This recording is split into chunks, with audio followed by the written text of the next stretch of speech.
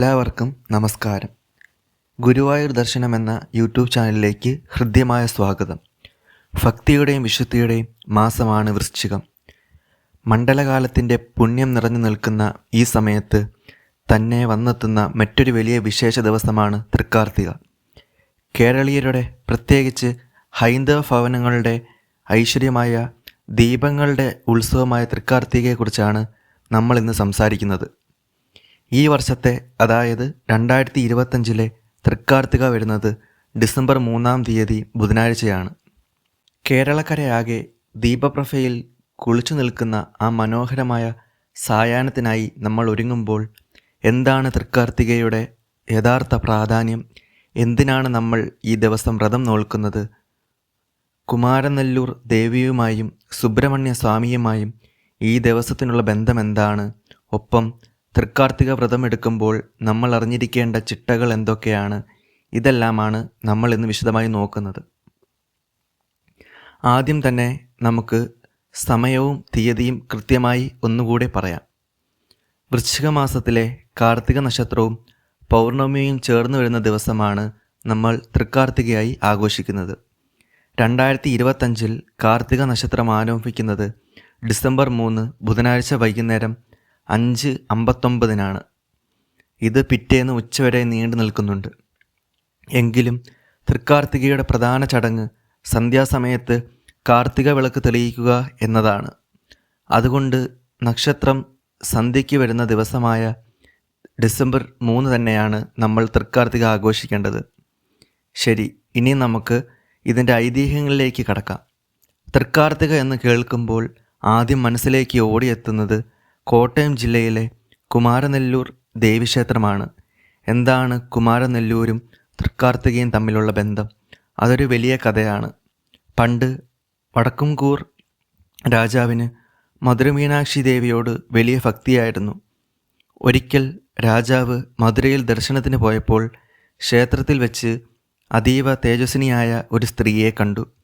അത് സാക്ഷാൽ ദേവിയായിരുന്നു എന്നാണ് വിശ്വാസം. രാജാവ് തിരികെ നാട്ടിലേക്ക് മടങ്ങുമ്പോൾ ദേവിയും കൂടെ വരാൻ ആഗ്രഹം പ്രകടിപ്പിച്ചു. അങ്ങനെ രാജാവ് തൻ്റെ കൈവശമുണ്ടായിരുന്ന കുടയിൽ ദേവിയെ ആവാഹിച്ച് കേരളത്തിലേക്ക് കൊണ്ടുവന്നു എന്നാണ് കഥ. ഈ സമയം വടക്കുംകൂർ രാജാവ് അവിടെ ഒരു സുബ്രഹ്മണ്യ ക്ഷേത്രം പണിയുകയായിരുന്നു. ശ്രീകോവിലിൽ സുബ്രഹ്മണ്യ സ്വാമിയെ പ്രതിഷ്ഠിക്കാൻ എല്ലാ ഒരുക്കങ്ങളും പൂർത്തിയായി. എന്നാൽ പ്രതിഷ്ഠ സമയമായപ്പോൾ ക്ഷേത്രത്തിനകത്ത് നിന്ന് ഒരു അശരീരി കേട്ടു. കുമാരനല്ല ഊരിൽ എന്ന്. അതായത് ഇവിടെ കുടിയിരിക്കേണ്ടത് കുമാരൻ സുബ്രഹ്മണ്യനല്ല എന്നാണ് അതിൻ്റെ അർത്ഥം. ഈ അശരീരി കേട്ടതോടെ സുബ്രഹ്മണ്യ സ്വാമിയെ അവിടെ നിന്ന് മാറ്റി ഉദയാനപുരത്തേക്ക് പ്രതിഷ്ഠിച്ചു. സുബ്രഹ്മണ്യൻ ഒഴിഞ്ഞു നൽകിയ ആ ശ്രീകോവിലിൽ രാജാവ് കൊണ്ടുവന്ന ഭഗവതി കുടിയിരുന്ന് അരുളി. കുമാരനല്ല ദേവി കുടിയിരുന്ന ആ സ്ഥലമാണ് പിന്നീട് കുമാരനെല്ലൂരായി മാറിയത്. സുബ്രഹ്മണ്യന് ഇരിക്കാൻ നിശ്ചയിച്ചിരുന്ന മുഹൂർത്തത്തിൽ ദേവി കയറിയിരുന്നത് ഒരു തൃക്കാർത്തിക ദിവസമായിരുന്നു. അതുകൊണ്ടാണ് കുമാരനെല്ലൂർ തൃക്കാർത്തിക ഇത്രയേറെ പ്രസിദ്ധമായത്. അന്നേ ദിവസം ദേവിയെ തൊഴുന്നത് സകല ഐശ്വര്യങ്ങൾ നൽകുമെന്നാണ് വിശ്വാസം. ഇനി മറ്റൊരു പ്രധാന ഐതിഹ്യം കൂടിയുണ്ട്. അത് സുബ്രഹ്മണ്യ സ്വാമിയുടെ ജനനവുമായി ബന്ധപ്പെട്ടതാണ്. മഹിഷാസുര നിഗ്രഹത്തിന് ശേഷം ദേവതകൾക്ക് ശല്യമായി മാറിയ താരകാസുരനെ വധിക്കാൻ ശിവതേജസ്സിൽ നിന്ന് ഒരു പുത്രൻ ജനിക്കണമെന്ന് ദേവന്മാർ ആഗ്രഹിച്ചു. അങ്ങനെ പരമശിവൻ്റെ തൃക്കണ്ണിൽ നിന്ന് 6 തീപ്പൊരികൾ വരികയും വായുദേവനും അഗ്നിദേവനും ചേർന്ന് അതിനെ ശരവണ പൊയ്കയിൽ എത്തിക്കുകയും ചെയ്തു. ഈ 6 തീപ്പൊരികൾ 6 കുട്ടികളായി മാറി. ഈ കുട്ടികളെ മുലയൂട്ടി വളർത്തിയത് 6 നക്ഷത്ര ദേവതമാരായിരുന്നു. കൃതികാദേവിമാർ അഥവാ കാർത്തിക നക്ഷത്രക്കാർ. പിന്നീട് പാർവതി ദേവി വന്ന് ഈ 6 കുട്ടികളെയും വാരിപ്പുണർന്ന് ഒരൊറ്റ ശരീരമായി മാറ്റി. കാർത്തിക നക്ഷത്രക്കാർ വളർത്തിയതുകൊണ്ടാണ് മുരുകന് കാർത്തികേയൻ എന്ന പേര് വന്നത്. തമിഴ്നാട്ടിലും മറ്റും കാർത്തികൈ ദീപം എന്ന പേരിൽ മുരുകൻ്റെ വിശേഷ ദിവസമായാണ് ആഘോഷിക്കുന്നത്.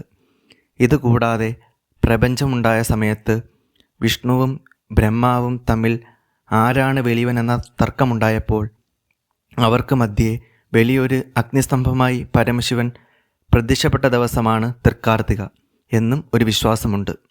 അതുകൊണ്ട് ശൈവ ശാക്തേയ വൈഷ്ണവ ഭേദമില്ലാതെ എല്ലാവരും ആഘോഷിക്കുന്ന ഒരു ദിവസമാണിത്. ഇനി നമുക്ക് ഏറ്റവും പ്രധാനപ്പെട്ട കാര്യത്തിലേക്ക് വരാം. എങ്ങനെയാണ് തൃക്കാർത്തിക വ്രതം അനുഷ്ഠിക്കേണ്ടത്? തൃക്കാർത്തിക ദിവസം, അതായത് ഡിസംബർ 3 രാവിലെ ബ്രഹ്മമുഹൂർത്തത്തിൽ തന്നെ എഴുന്നേറ്റ് കുളിച്ച് ശുദ്ധിയാവണം. ഭസ്മമോ ചന്ദനമോ തൊട്ട് വീടിനടുത്തുള്ള ക്ഷേത്രത്തിൽ ദർശനം നടത്തുക.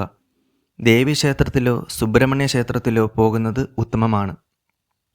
ഈ ദിവസം അരിഭക്ഷണം ഒഴിവാക്കുന്നതാണ് വ്രതത്തിൻ്റെ രീതി.